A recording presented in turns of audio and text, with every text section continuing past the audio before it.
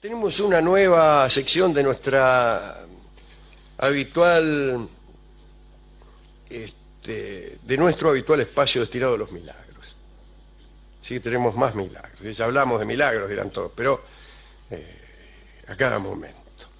Hoy tenemos una definición del Concilio Vaticano que después de hondas deliberaciones juró que el milagro es un fenómeno inhabitual, anormal y en algunas oportunidades público. Es una idea un poco vaga del milagro, así como son vagas las instrucciones que tenemos para hacer este programa. Otros van al diccionario y comprueban que milagro viene del latín mirare, que es en el más estricto sentido mirar con algún matiz de admiración. Pero si estamos viendo lo que es un milagro, más bien que el más estricto sentido no nos va a permitir percibir el milagro.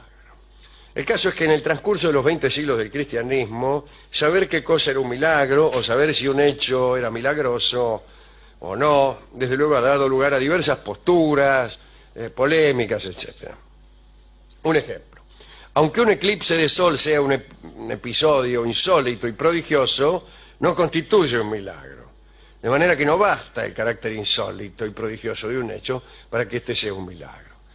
En todo caso, yo discrepo con el charlista, con nuestro proveedor, que en este caso creo que es Voltaire, porque yo creo que un eclipse de sol no es prodigioso, salvo por extensión. Cuando decimos que tal guitarrista es prodigioso, no lo estamos diciendo en el sentido literal, sino en el sentido metafórico. San Agustín fue el primero en intentar circunscribir el hecho milagroso, acotarlo, definirlo, y este amigo de Hipona reconocía la evidencia de la mano de Dios, pero desmentía, Araca, muchachos, el carácter sobrenatural de un milagro.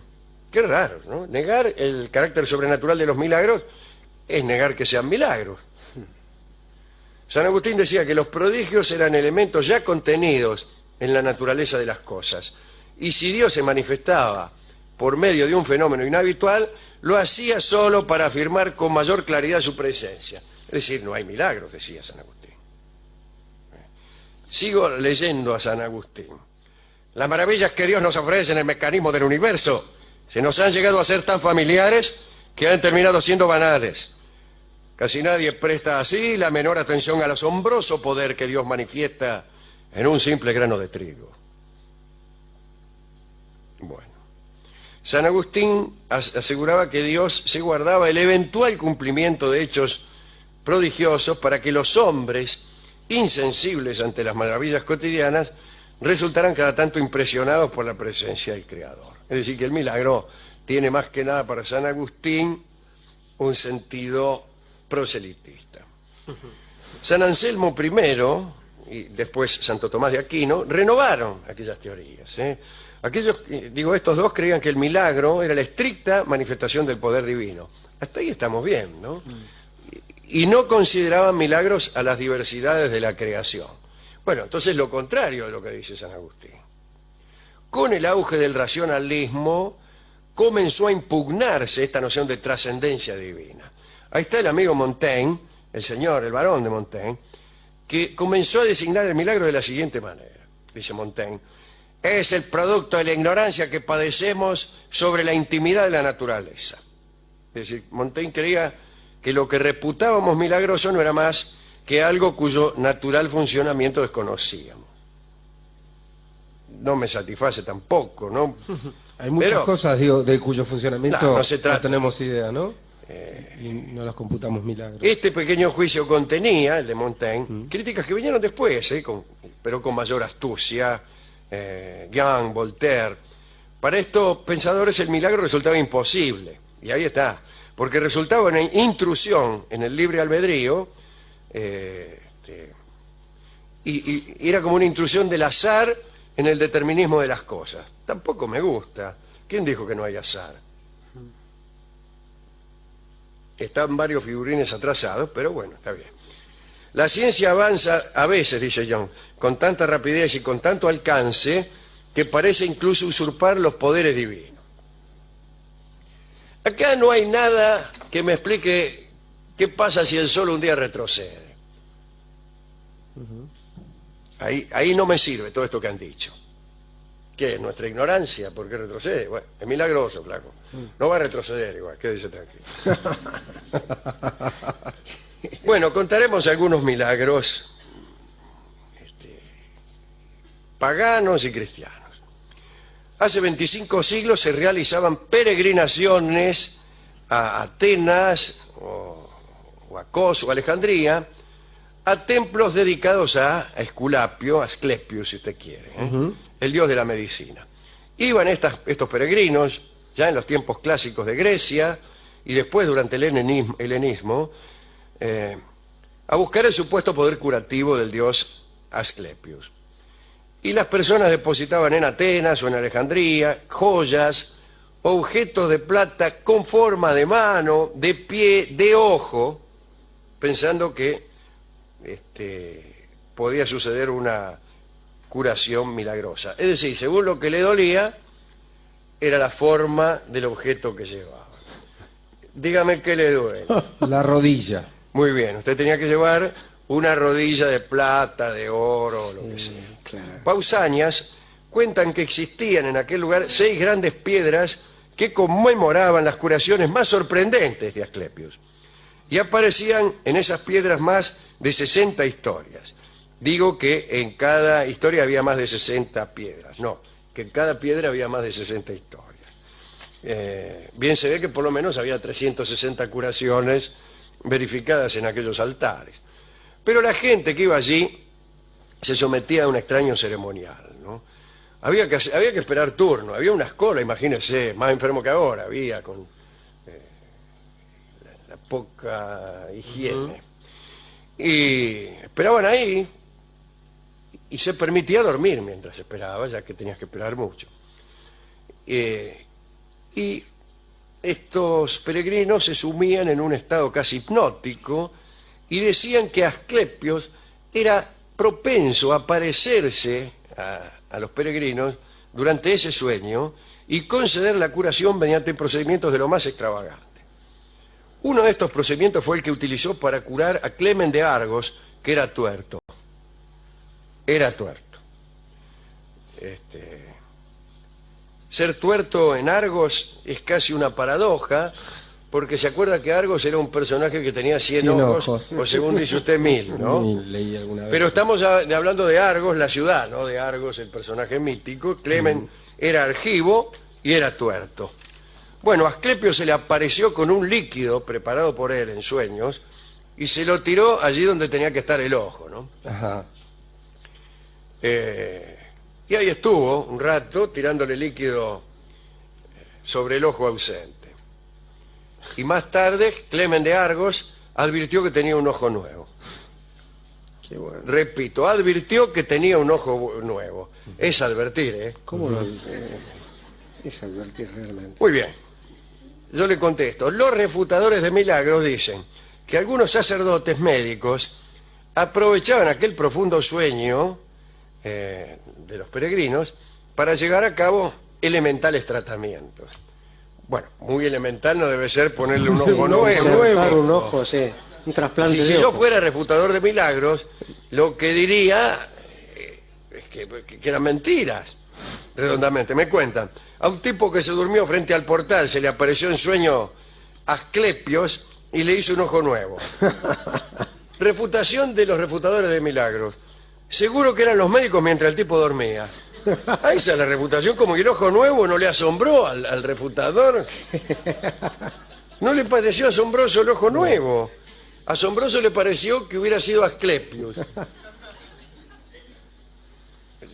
Para oponerse a ese cuento, que decir, son mentiras de tantos glosadores y narradores de historia, nunca sucedió eso. Sí. Pero no, fueron los médicos que estaban ahí escondidos y le pusieron un ojo nuevo. Ya hemos dicho que en el islamismo se manifiesta una escasa propensión al milagro, pero también en el budismo. Los protestantes tampoco. Lutero tenía una idea extraña, él decía que una vez establecida la fe, no había necesidad de milagro. Bueno, Con respecto al fastidio que tienen los budistas por el milagro, hay una historia que aparece con distintas formas.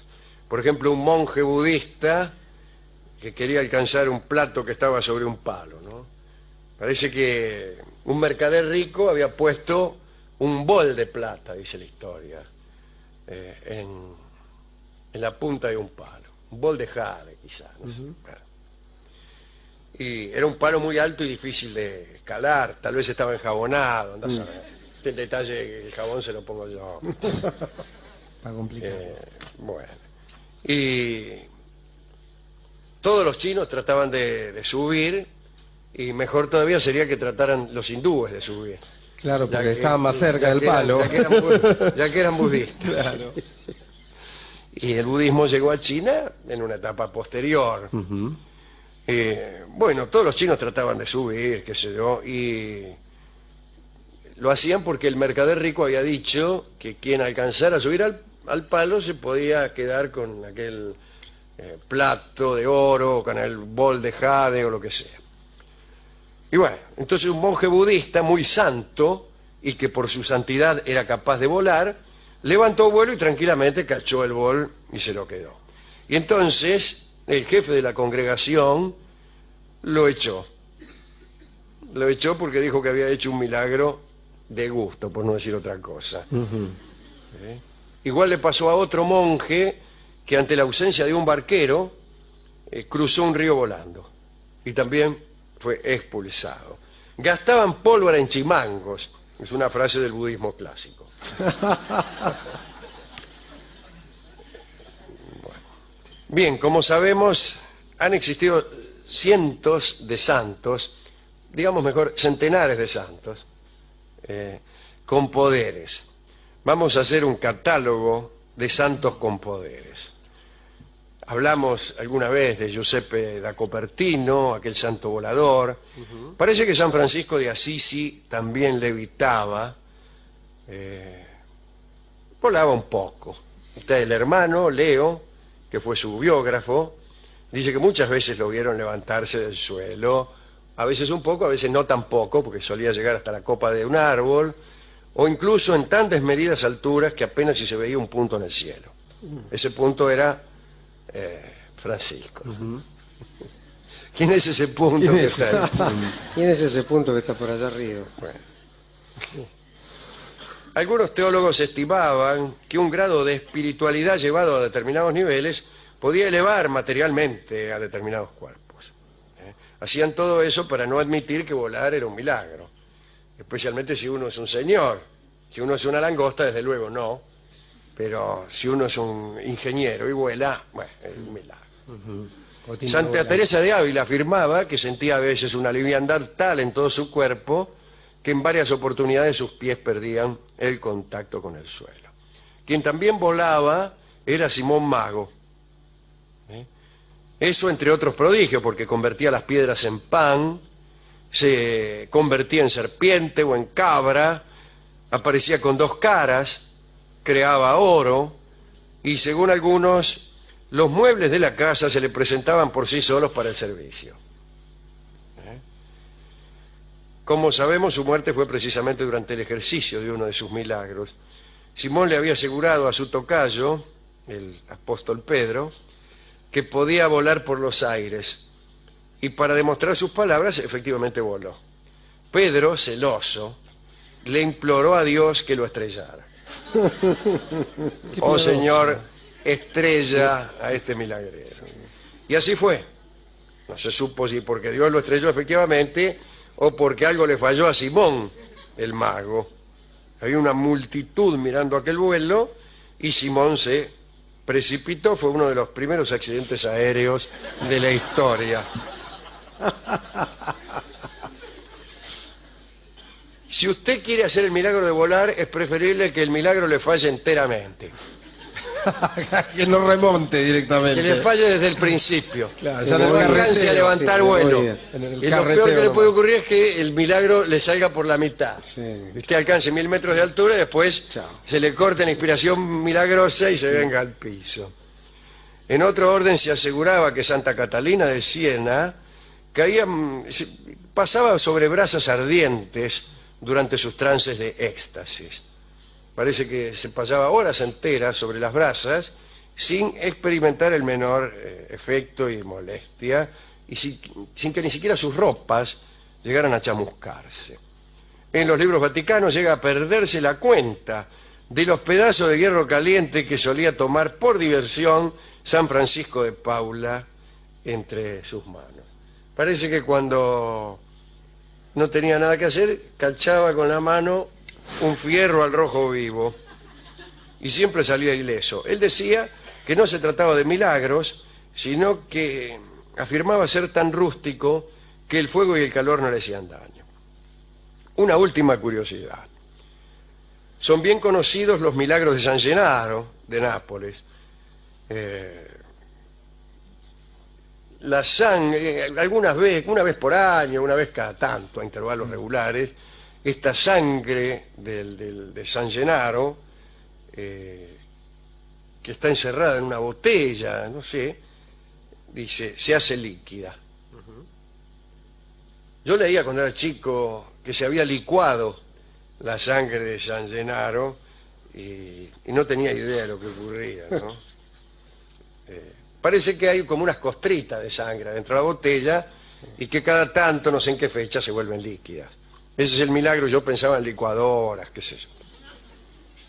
Y Alejandro Dumas cuenta la historia del general francés Jean Pionnet, que ocupó Nápoles precisamente a principios del siglo XIX. Y desesperado, este hombre corrió a la catedral donde se producía este milagro y se fijó a ver si la sangre del santo se había licuado, ¿no? Y parece que los napolitanos dicen que cuando este milagro no sucede, sobrevienen terribles desgracias. En realidad casi siempre sobrevienen terribles desgracias, pero bueno. El caso es que Jean Pionnet vio que la sangre estaba allí sin licuarse. Y todos los napolitanos decían que en realidad no se producía el milagro por culpa del invasor. Por culpa de él, claro, que era Jean Pionnet. Entonces se anticipó a esta reacción.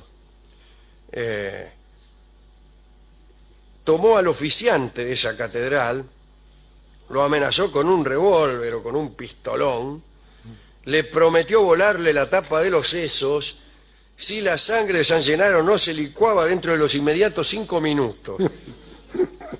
Esto era amenazar directamente al santo, no solo al oficiante. Amenazó además con reducir a escombros la ciudad si el prodigio no se producía, y el prodigio aceptó el ultimátum, o por lo menos así se lo comunicaron las autoridades al pueblo.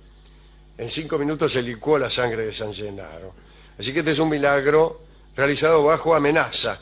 Es el único caso de un milagro realizado bajo la influencia de un revólver. Bueno, bien sabemos que en las épocas actuales los milagros tienden a ser cada menos frecuentes, ¿no? No sé. Y no tengo más nada que decir. He visto hace poco, con respecto al Barón de Montaigne, ¿no? Que dice que los milagros son una consecuencia de nuestra ignorancia de las causas de los sucesos. Hay un documental que pasan, documental ebemerista, explicando algunos episodios de la Biblia, puntualmente el Éxodo. El éxodo del pueblo de Israel de Egipto, ¿no? Claro, exactamente. Las 10 plagas de Egipto y la ulterior apertura de las aguas del Mar Rojo. Y lo explican a raíz de una catástrofe, de una erupción volcánica producida en el Mediterráneo, que produjo numerosísimos fenómenos, cada uno de los cuales venía a explicar que el Nilo se volvía rojo, que aparecían las plagas, los mosquitos, las enfermedades, hasta la muerte de los primogénitos. La muerte de los primogénitos se explica del siguiente modo.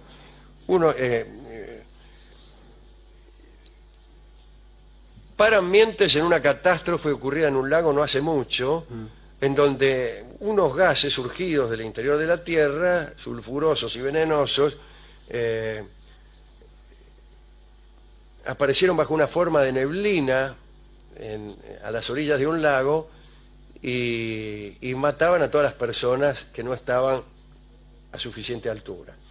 Y explican diciendo que los hijos primogénitos de la nobleza egipcia dormían en las partes inferiores, En literas bajas. sí, en la estera más baja, ¿no?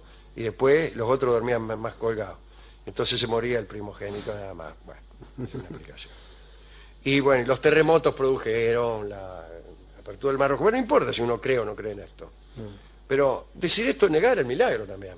Y usted explica, bueno, después de todo, el Mar Rojo se abrió, pero de casualidad. Sí. Bueno, lo grande es que después de todo eso dice, bueno, pero lo que hizo Dios fue manipular la naturaleza. Qué curioso, ¿no? Digo, qué manera tan rara de creer en los milagros o no creer en ellos. Pues si un milagro es una cosa natural, no es milagroso. Ahí no hay milagro entonces. Si usted me dice, el Nilo se puso rojo porque hubo una emergencia a través de unas grietas en la tierra, una especie de erupción subterránea que puso en la superficie en el fondo del lago unos cosas de hierro, no sé qué, que lo pusieron, el óxido hizo aparecer rojo el río, qué sé yo, bueno, fenómeno. No hubo milagro, no hubo milagro. Esa no es una manera de creer en los milagros. Yo no voy a creer en los milagros porque me los expliquen, porque si me los explican ya no es milagro. No son, claro. Qué cosa, ¿no? Bueno, discúlpeme,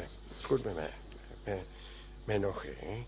Pero no No se se lo tome enoje, así. Lo que digo es que uno puede creer que cuando le dicen, mire, el sol se detuvo para mejor observar un triunfo, usted puede decir, bueno, es una mentira, o puede creer que es cierto y que es un milagro. Lo que no puede creer es que sí se detuvo, pero no sabemos por qué, y hacer caso al Barón de Montaigne. O se detuvo, en cuyo caso es milagroso, o no se detuvo. Pero no, sí se detuvo porque, qué sé yo... Una explicación posterior. No hay, eso no hay. Bueno, ¿a quién quiere dedicar esto? Discúlpeme, ¿no? No, No se está enoje, bien, está déjame. bien. Yo tengo una idea tan elemental, de un milagro es un milagro, y si no, no es nada. No, milagro por la mitad, bueno, pero mire que es que en realidad queremos decir otra cosa, eso es una metáfora, que no es que el Mar Rojo se haya abierto realmente, Sí. sino que construyeron unas barcas y a eso, bueno, es que es en broma, ¿se abrió o no se abrió? Sí. Extraordinario. Soy más creyente yo que... Que esto que quieren explicarlo. Sí, que los mismos creyentes.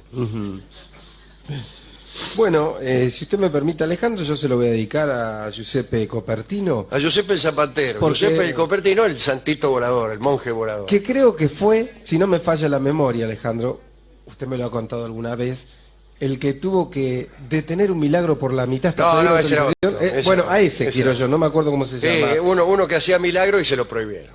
Ese me gusta. Porque Hacía le habían- milagro y se lo prohibieron. Un día venía por la calle el tipo y se cayó un obrero de un andamio. Sí. Que le habían dicho que no volara más. Claro. Le habían prohibido volar, ¿no? No tiene nada que ver con el vuelo. Hacía milagro este monje. Ajá, Y un día se cayó un obrero de un andamio. sí. Y este se acordó que le habían prohibido. Entonces, ¿qué hizo? Lo paró en el aire al obrero Sí. y le fue a preguntar al, Que le había al prohibido. padre superior a ver si le daba permiso para hacer un último milagro. Sí. O si lo soltaba. O si lo soltaba. Lo congeló. Le dieron autorización, pero con la promesa que ya no hiciera más ninguno. Sí. Entonces salvó al obrero. Y no hizo más. Y no hizo más. Bueno, a ese quiero A dedicárselo, ese me gustaba. Bueno, nosotros hemos resuelto saludar a Clemen de Argos, aquel que se encontró con un ojo nuevo. Ajá. Al tuerto Clemen. Y Ojalá le hayan puesto uno del mismo color de los que tenía él, ¿no? eso, ay, bueno, usted quiere tener ¿Qué mucha quiere? suerte. claro. Todo, no tanta se puede, simetría, no. Rolón. Y Le pones un bueno. ojo nuevo y ahí se queja que le tocó a su lengo y él lo tenía negro. Bueno, Si tengo el color, lo- tango que vamos a escuchar es Ojos Negros y creo que son los dos.